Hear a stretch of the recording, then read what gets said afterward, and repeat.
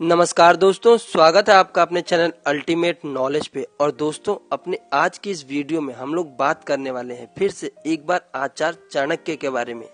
जी हाँ दोस्तों, अपनी आज की इस वीडियो में हम लोग बात करेंगे आज फिर से आचार्य चाणक्य के द्वारा बताई गई एक रणनीति के बारे में, जिस रणनीति को जान करके और अच्छे से समझ करके आप अपने दुश्मन को पराजित कर सकते हैं। चाहे आपका दुश्मन आपसे कितना ही बड़ा क्यों न हो, आपसे कितना ही शक्तिशाली क्यों न हो, लेकिन इस नीति को जान करके और अच्छे से समझ करके आप अपने दुश्मन को जरूर हरा सकते हैं और उसको पराजित कर सकते हैं।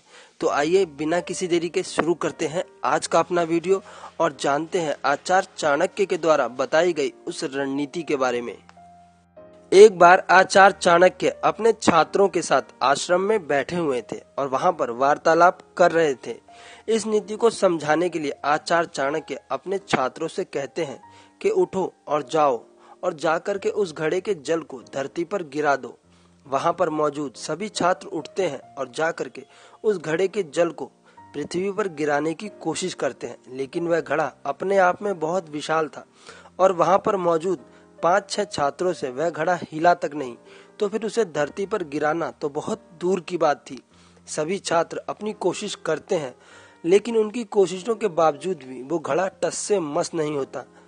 सभी छात्र मायूस होकर के आचार्य चाणक्य के पास लौट आते हैं और कहते हैं कि आचार्य, वह घड़ा तो हमसे बहुत विशाल है और वह भारी भी है, जिस कारण से वह हमसे हिल भी नहीं रहा, तो फिर भला हम उसका जल धरती पर कैसे गिरा सकते हैं।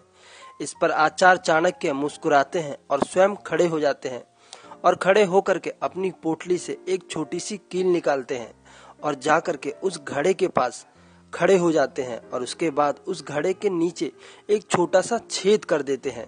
देखते ही देखते उस घड़े में से बहुत तीव्रता से पानी निकलने लगता है और कुछ समय में ही वह घड़ा अपने आप खाली हो जाता है। उसके बाद आचार्य चाणक्य अपने सभी छात्रों को उस घड़े के पास बुलाते हैं और उनमें से एक छात्र को कहते हैं कि अब तुम इस घड़े को गिराओ। वह छात्र सरलता से और बहुत आसानी से उस घड़े को गिरा देता है। तब आचार्य चाणक्य अपने छात्रों को समझाते हुए कहते हैं कि यही हमारी गलती होती है कि जब हमारा शत्रु बहुत बलशाली होता है तो हम उससे सीधे भिड़ जाते हैं, लेकिन परिणाम क्या होता है? परिणाम यही होता है कि हम हार जाते हैं।